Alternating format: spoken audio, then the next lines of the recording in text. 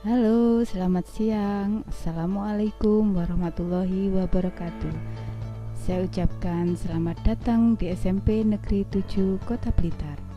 Salosta juara. Sebelum membahas tentang belajar efektif, saya akan memperkenalkan diri dulu. Nama saya Ibu Asri Kartika Layalia. Di SMP Negeri 7 Blitar, saya sebagai pengajar bimbingan konseling kelas 7. Baik anak-anak, selamat datang di sesi masa pengenalan lingkungan sekolah. Kali ini kita akan membahas tentang belajar efektif. Saya mengambil pengertian dari belajar efektif dari seorang tokoh dalam dunia pendidikan, yaitu dari Winkel. Belajar merupakan aktivitas mental atau psikis yang berlangsung dalam interaksi aktif dengan lingkungan yang menghasilkan sejumlah perubahan yang relatif konstan dan berbekas. Itu. Kemudian pengertian belajar yang saya rangkum sendiri merupakan upaya mengeksplorasi diri dan mengembangkan diri menjadi lebih baik serta menghasilkan sesuatu yang bersifat menetap. Jadi aktivitas belajar itu merupakan proses mengeksplorasi diri dan mengembangkan diri menjadi lebih baik. Jadi kalau tidak menjadi lebih baik, itu namanya bukan belajar. Kalau hasilnya tidak menetap, itu namanya juga bukan belajar. Berikutnya, sebelum kita menginjak ke pengertian apa itu belajar efektif, kita coba bandingkan. Si A belajar selama 3 jam dapat menyelesaikan ujian dengan baik. Tetapi si B begadang semalaman untuk belajar tetapi tidak tuntas dalam ujian. Kira-kira efektif yang manakah, belajar si A atau si B? Jawabannya yang mana? Baik, kita lanjutkan. Jawaban yang betul adalah si A, karena dia bisa belajar selama 3 jam tetapi memperoleh hasil yang jauh lebih baik. Berikutnya, belajar efektif dan produktif itu seperti apa? Kita lihat dulu. Kita mengambil dari pengertian belajar efektif dari seorang tokoh dalam dunia pendidikan lagi, yaitu Cronbach, di mana berpendapat bahwa proses belajar efektif adalah belajar melalui pengalaman. Dan pengertian belajar menurut saya sendiri yang sudah saya rangkum, belajar efektif adalah belajar yang produktif.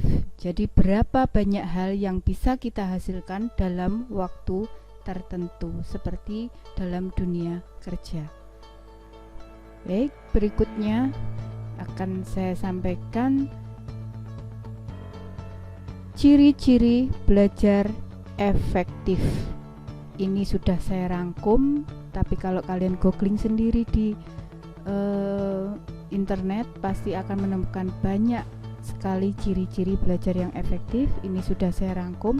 Yang pertama, belajar yang menyenangkan. Jadi kalau belajar yang akan menjadi efektif itu harus menyenangkan. Kalau tidak menyenangkan, maka hasilnya bisa tidak efektif. Yang kedua, ciri yang kedua adalah membuat jadwal dengan baik. Jadi terjadwal, tidak belajar secara sembarangan, maka hasilnya akan jauh lebih efektif. Yang ketiga adalah tidak memakan banyak waktu. Jadi karena terjadwal, maka akan tidak memakan banyak waktu dalam waktu singkat, tetapi menghasilkan hasil yang maksimal, seperti ciri yang keempat. Jadi ini sudah saya rangkum ciri belajar yang efektif, yaitu harus menyenangkan, harus terjadwal dengan baik, tidak memakan banyak waktu, dan hasilnya maksimal. Berikutnya, tips belajar efektif. Ini juga sudah saya rangkum Kalau kalian googling sendiri pasti akan menemukan banyak sekali materi. Yang pertama adalah berdoa. Selalu awali belajar dengan berdoa. Yang kedua, harus tahu gaya belajar kita. Ini penting karena masing-masing gaya belajar itu tidak akan sama cara belajarnya. Jadi yang pertama harus mengetahui gaya belajarnya apa dulu, baru menetapkan cara belajar kita.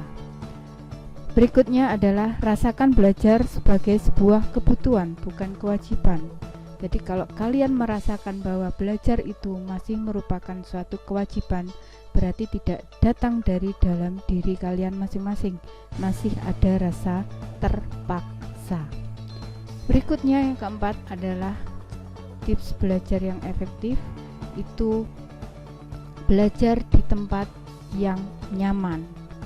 Nyaman bukan berarti harus mewah, semuanya ada, tidak. Tetapi tempat belajar yang nyaman adalah tempat belajar di mana kalian bisa memusatkan konsentrasi dan terhindar dari berbagai macam gangguan. Berikutnya, belajarlah rutin tetapi tidak lama. Istilah katanya adalah istiqomah. Jadi belajar yang efektif itu bisa dilakukan secara rutin tetapi tidak lama. Berikutnya tips yang keenam adalah bagi waktu belajar. Jadi harus betul-betul dijadwal, dibagi waktunya antara istirahat, belajar, sekolah, dan yang lain. Yang terakhir, tips belajar efektif ini adalah lakukan diskusi dengan siapapun. Bisa dengan teman, guru, kakak, orang tua, ataupun guru les kalian di rumah. Itu anak-anak tips belajar efektif yang bisa saya rangkum. Berikutnya adalah tips belajar efektif selama pandemi corona.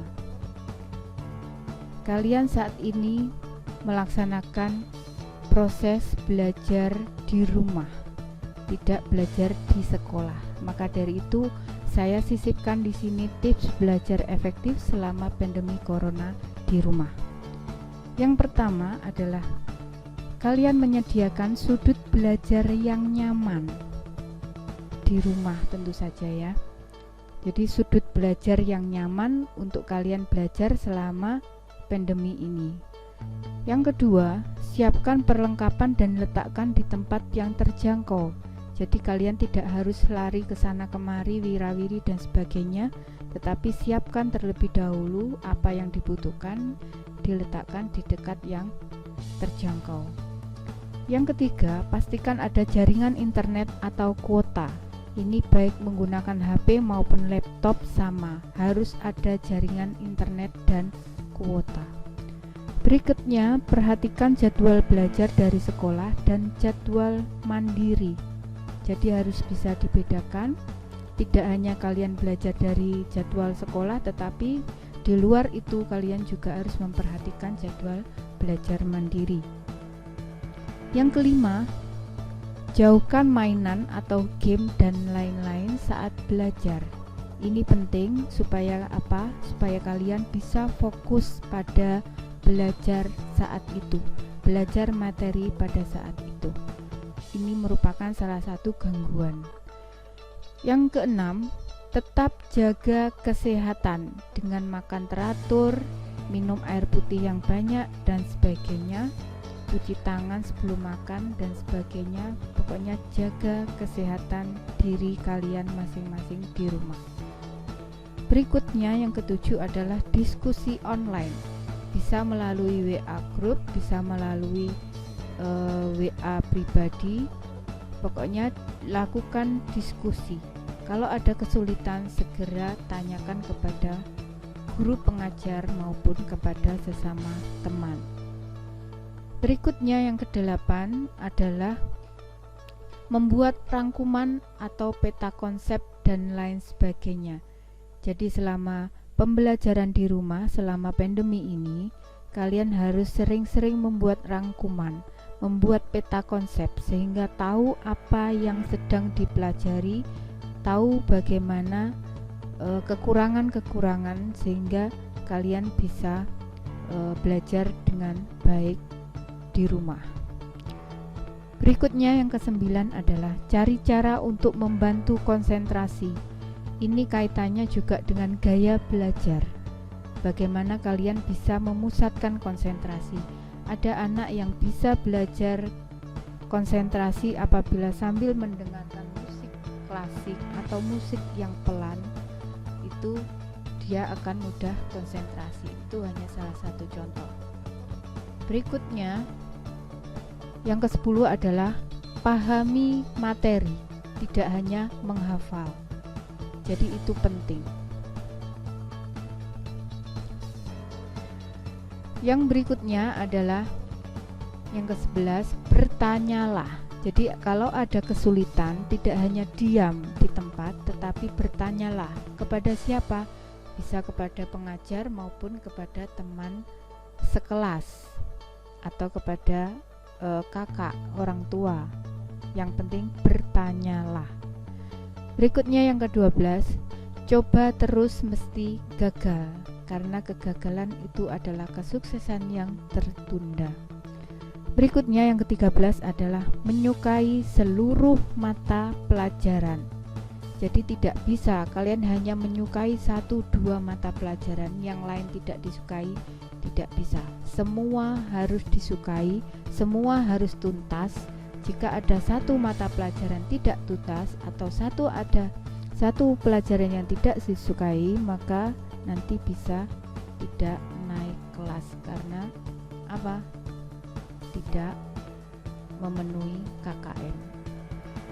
Yang berikutnya, yang ke-14 adalah manfaatkan fasilitas yang tersedia atau bisa disebut dengan bersyukur. Apapun yang kalian miliki, apapun yang ada di rumah, dimanfaatkan dengan baik.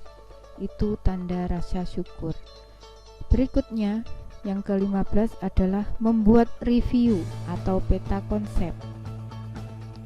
Seperti yang saya sampaikan di awal tadi, jadi review atau rangkuman atau membuka kembali itu penting setelah kalian mempelajari suatu topik. Kemudian yang ke-16 adalah membuat kesimpulan dan ajarkan. Ini merupakan tahap yang lebih mendalam lagi.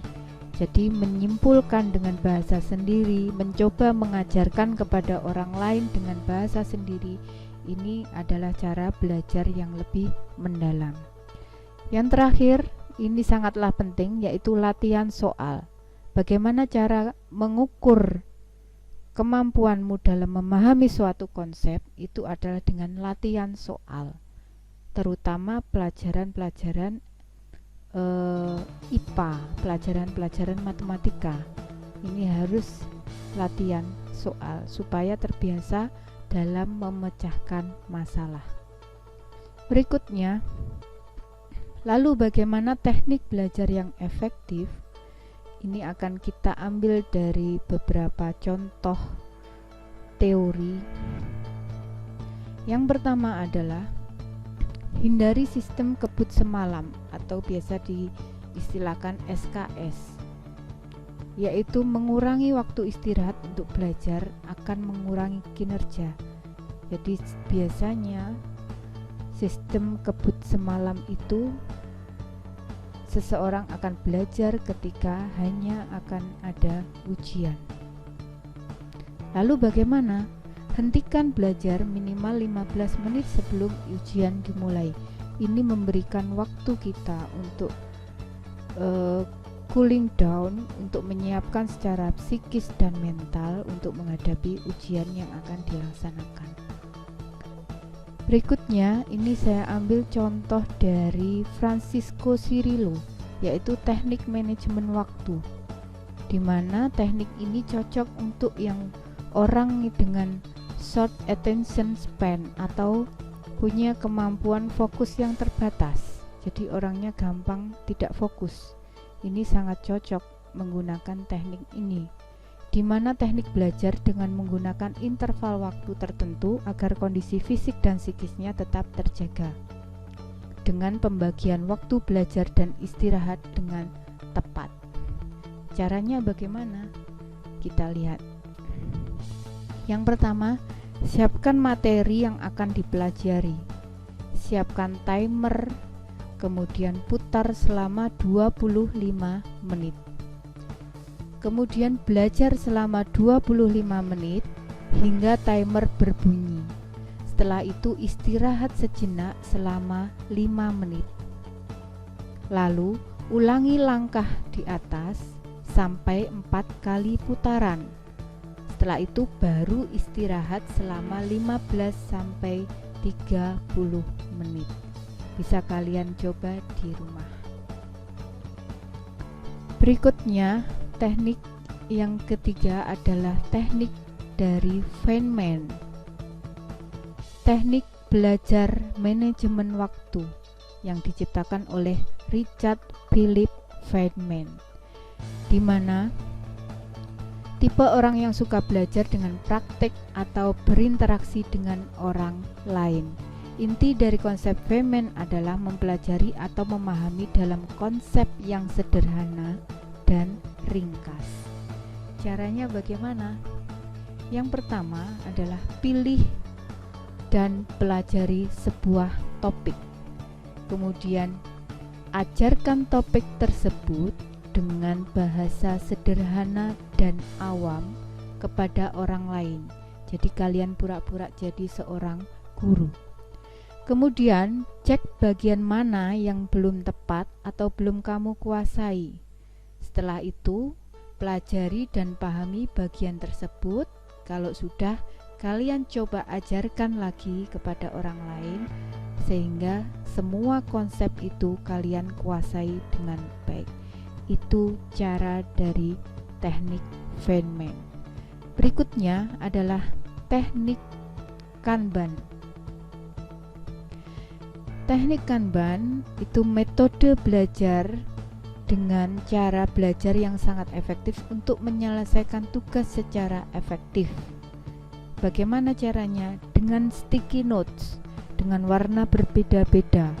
Itu dapat membantu dalam mengurutkan skala prioritas tugas. Kita lihat bagian di bawah ini. Kalian menyiapkan sebuah papan atau sebuah kertas, kemudian kalian bagi 3. Bagian pertama itu merupakan rencana.